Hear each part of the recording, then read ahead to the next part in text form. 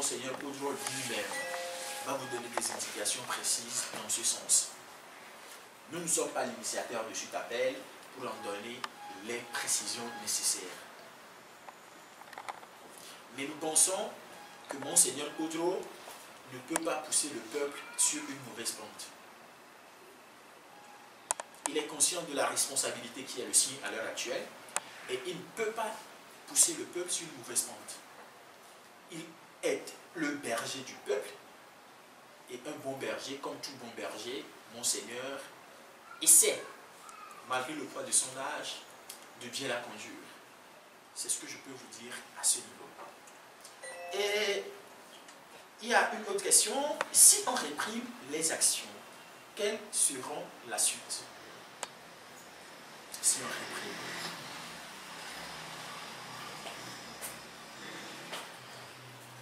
Si vous demandez la suite par rapport au mouvement Aloquinta, nous avons déjà une panoplie d'actions.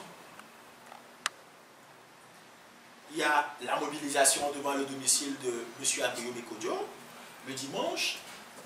Il y a la journée blanche, Togo blanc.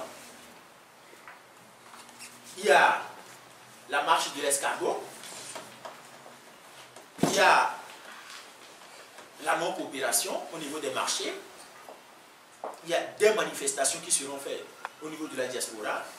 On attend, on est en train de discuter ensemble avec les autres organisations. Si on se met ici, ce soir, d'accord sur la date, vous aurez des nouvelles. Il y a plusieurs autres actions, on ne va quand même pas tout lister au même moment. Ce qui assure la pression, on le fera de façon graduelle. Si souvent, en langue locale, on dit, si tu dis à quelqu'un, enlève ton habit, il refuse de l'enlever, il ne faut pas le forcer. Il faut juste augmenter la pression de la chaleur. Vous n'allez pas plus lui dire par votre bouche, enlève ton habit avant que lui-même va le faire. Nous, on va faire des actions graduelles. Et là, on verra. Si, après une action, le régime ne cède pas, on continue. Et on est prêt à aller jusqu'où ils voudront qu'on puisse aller. Mais tout ce que nous nous disons, c'est qu'il faudrait que la population reste non violente sur toute la ligne. C'est très important. Nous n'appelons pas à une confrontation avec les forces de sécurité et de défense.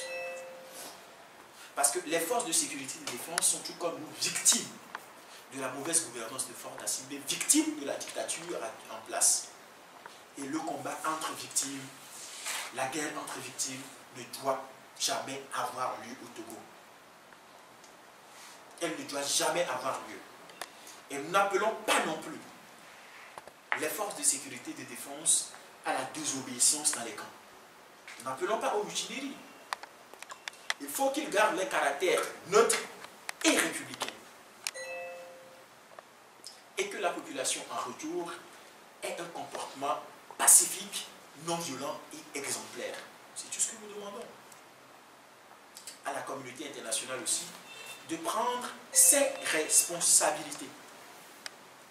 Il y a quelques semaines, nous avons eu à rencontrer la chargée de mission de l'ambassade de France au sujet de la situation au Togo. Nous leur avons dit ceci. La France est d'une manière ou d'une autre responsable de la situation que nous vivons au Togo. Alors, aujourd'hui, nous ne sommes pas contre la France. Nous ne haïssons pas la France. Nous aimons les Français au même titre que tous les citoyens togolais, au même titre que tous les citoyens du monde. Nous n'avons pas pour intention de nous venger de quoi que ce soit. Nous la demandons simplement de rectifier l'erreur qu'ils ont commise il y a 57 ans. C'est ce que nous leur avons dit. Qu'ils rectifient l'erreur. Ce sont eux qui nous ont poussés dans cette situation, la dictature. Qui nous aident à nous débarrasser du dictateur et l'ambiance sera bon enfant entre nous. On n'a pas pour intention d'appeler les gens à aller faire des choses contre la France. Non, loin de là. On ne peut même pas demander aux gens d'aller punir les enfants, les Français actuels pour une faute commise par leurs parents. C'était leurs parents qui ont commis cette faute-là. C'était au temps du général de Gaulle. Le général de Gaulle est mort depuis des années. Ils sont morts. Tous ceux qui ont eu à commettre ces bêtises, ils sont morts depuis des années. On ne va quand même pas punir leurs enfants pour des causes commises par des papas. Donc tout ce que nous leur demandons, c'est de nous aider à sortir de cette situation pour que ensemble nous puissions redéfinir une nouvelle forme de coopération et également pour que nos amis togolais ne puissent plus migrer en France. Et là, Marine Le Pen va commencer par dire qu'il y a trop d'Africains. Non. C'est ça.